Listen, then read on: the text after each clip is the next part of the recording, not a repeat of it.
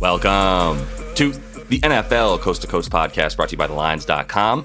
Nate and Josh coming to you one final time this NFL season with playa props for the only game on the slate in the NFL here on Super Bowl Sunday. We are going to be taking a look at 3 or so playa props each. I'm sure we'll be discussing a bit more as well in this game.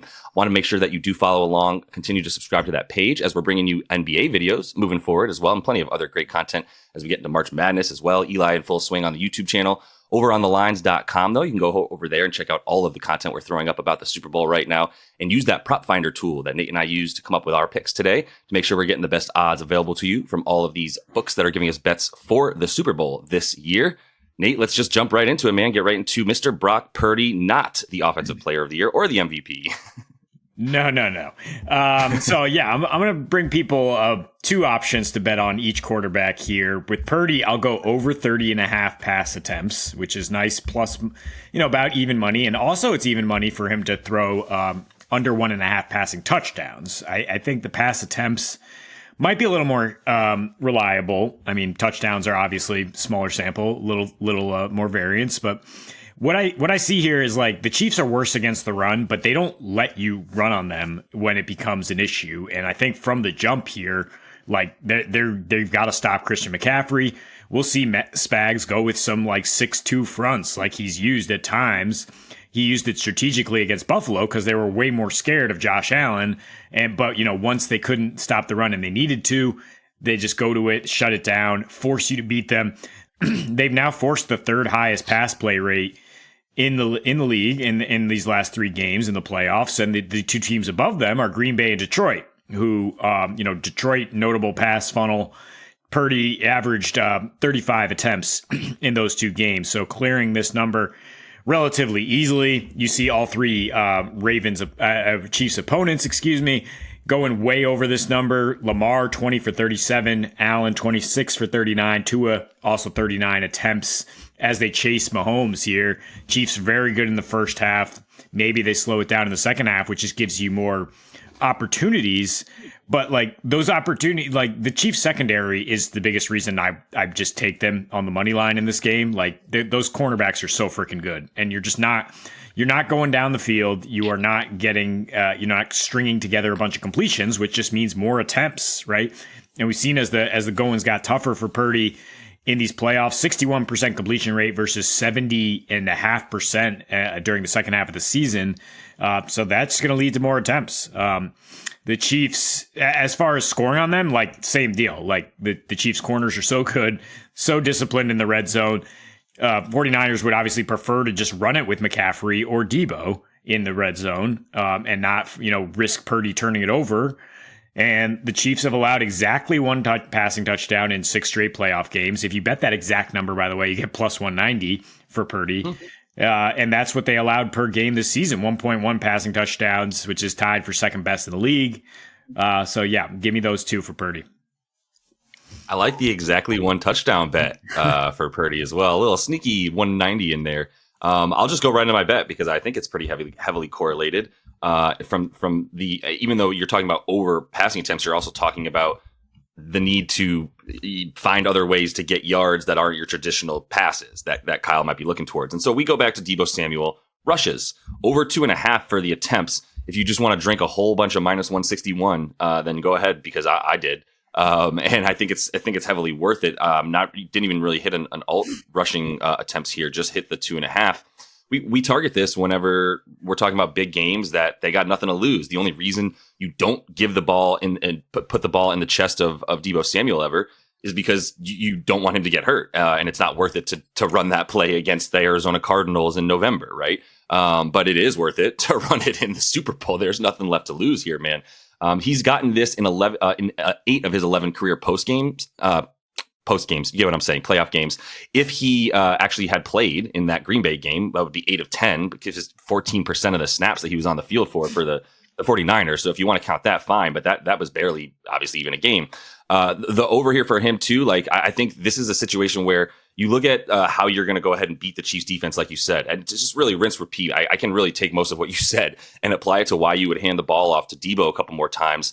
This is the main way I would say that you are going to have to beat the the Chiefs in this one as well. I would say take the 15.5 yards if you don't like the juice. And it's actually up to 16.5 now. So there are some people riding that idea as well. But yeah, it's even in the regular season, when you look at the teams that he would actually run the ball against more than 3 or more times, it was also games in which they were needing to actually pull it out, right? He had less than 2 rushing attempts against most teams that were under 500. That was where you saw that number kind of come into play. And then when he got hurt, obviously, as well. So I think, where the Chiefs really struggle to defend the run, I think you can get outside a lot more than you can inside, obviously, with the way that they get penetration straight down the middle. And that O-line, that rather D-line adjusted rate, they kind of move that offensive line back almost a full yard pretty consistently when they're running through the middle. But yeah, the defensive ends is exactly where they're a lot weaker, right? And they're just going to really have a lot more speed rushing coming and just pinning their ears back when they can to get to Brock Purdy. But the way you can go ahead and really guard against that a bit better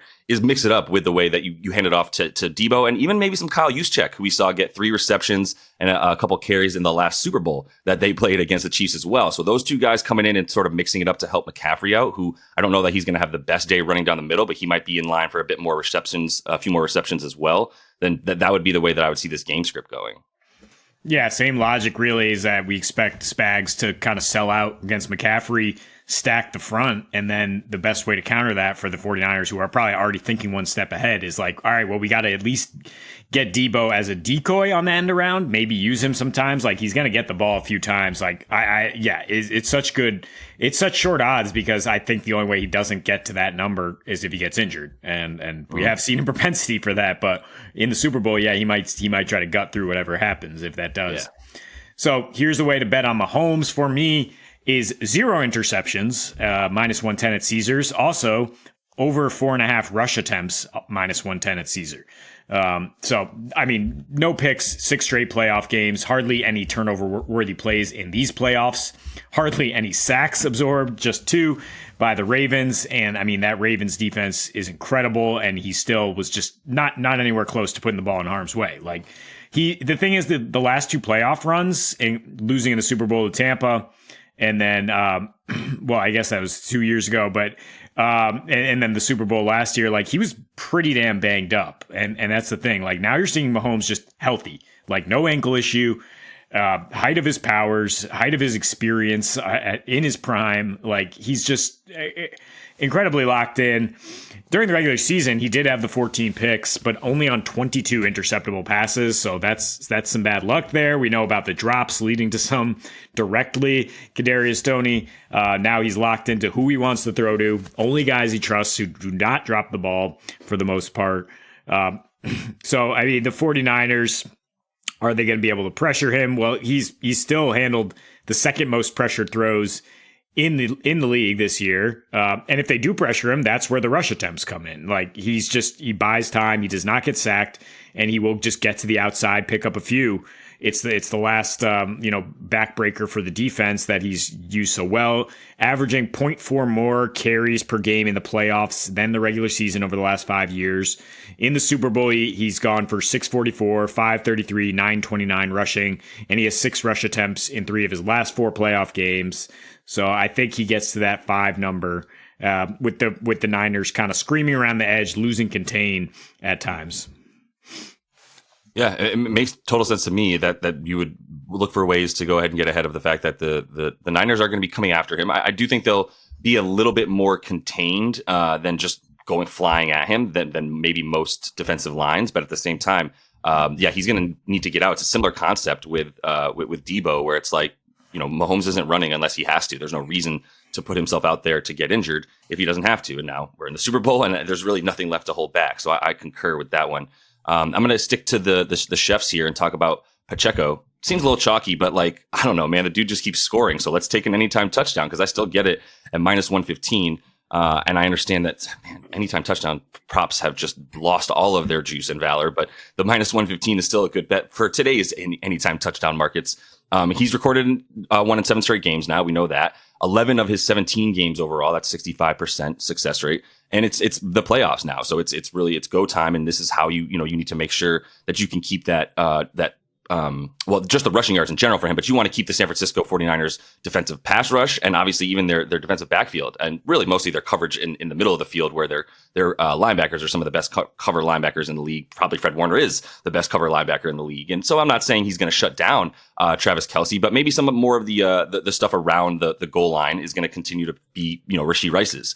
He's gotten 63 carries in these last playoff games here, 254 yards, the 3 tutties, as we know. Also gets the receptions. I think a little reception in within the 20 is a possible touchdown play for him as well. If they want to run that screen to him inside the 20, that would be a pretty solid play to at least hopefully get this defensive line on its heels. That's one way to obviously use that screen against them. And they struggle running outside a bit more. Like we know Pacheco's a violent runner. But man, when he gets to the outside too, and he's in space, it's equally as terrifying to try to have to bring him down as he's a little bowling ball in that sense. And that is where you want to run against this 49ers defense. Like I said, a bit more, go to the outside. They are a bit worse there against the rush, in part because, guys like Joey Bosa are pretty much always flying towards the quarterback. Even when they are decent at stopping the run, they obviously are much, much better at getting after the quarterback and getting that pass. And obviously they've been winning most of the year as well. So I think that's a big part of it. I don't know that the game script I have is pretty neutral for the majority of the game. I think we're in for a pretty good Super Bowl, but the only way that this doesn't really work is like if they sort of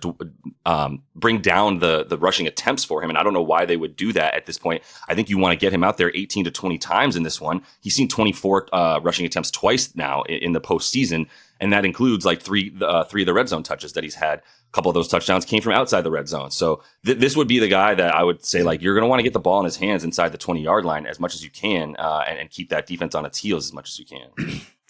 Yeah, it doesn't look like Jerick McKinnon is going to be able to play, which is key here. I mean, the kind of, with the Chiefs, you're always like, well, will they do something tricky in the red zone, instead of just conventionally running it up the middle? But McKinnon's a huge part of that as their Swiss Army knife to speak. And without him, they've just been like, all right, we're just going to run it up the interior with Pacheco. You want to make sure Joe Thuney's able to go here because they are going to need that interior blocking. But yeah, I mean, I think it's as good a bet as any for an anytime touchdown.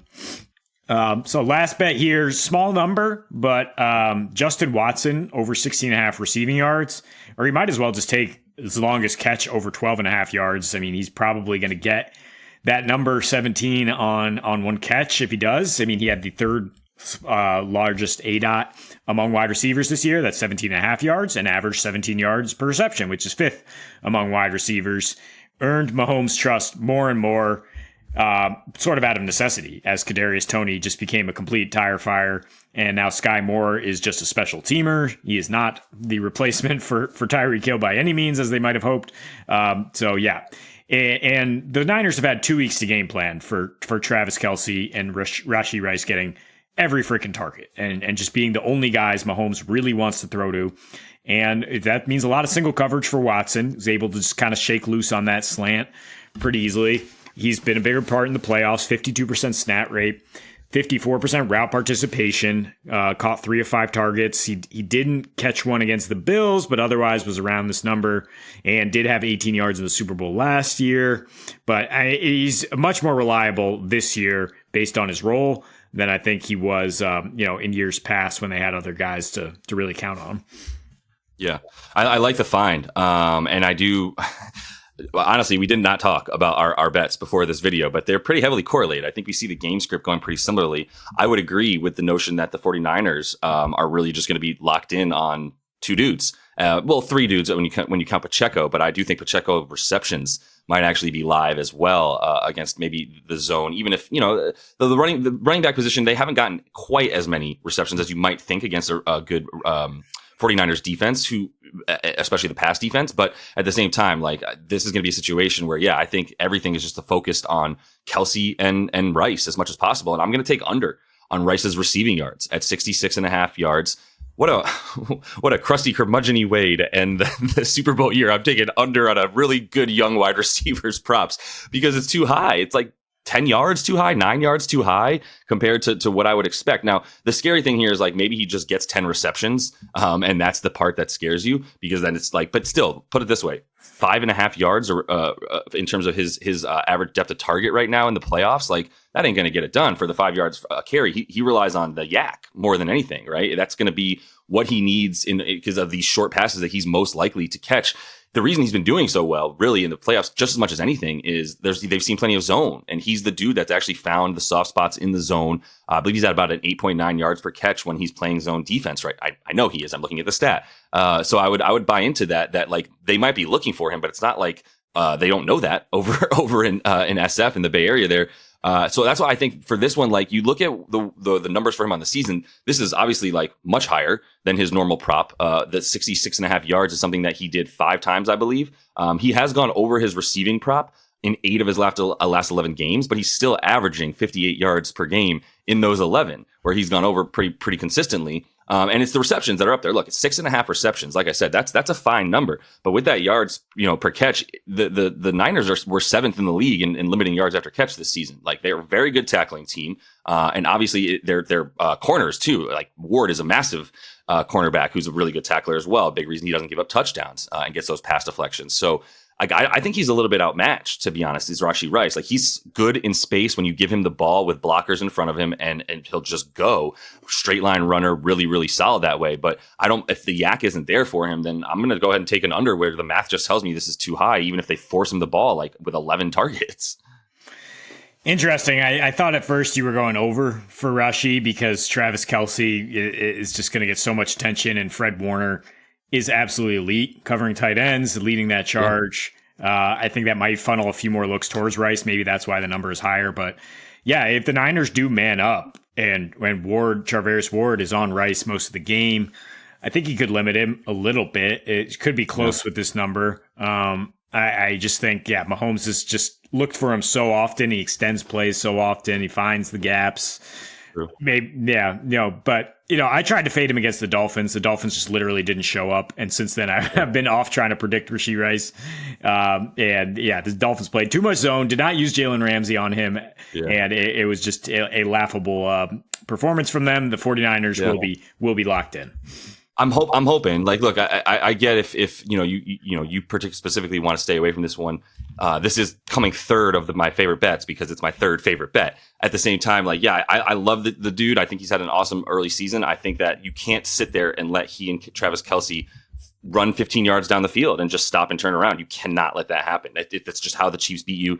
Kelce is the best at it. And if you're taking him out of the field, I don't know that you just play a spy on him and then go ahead and have everybody else run a zone. Like you just gotta eat it and play man at that point a little bit more often than you might like. But either way, bro, let's step back outside for it and just have a good time watching the Super Bowl as well. Best of luck on all your bets. And we are going to be coming back, obviously, with a vengeance next NFL season after a really fun one this year. Appreciate everybody following along. Make sure you do check out the NBA Coast to Coast podcast as well, as we're bringing you that each and every day for the rest of this NBA season. And until we see you next, happy betting.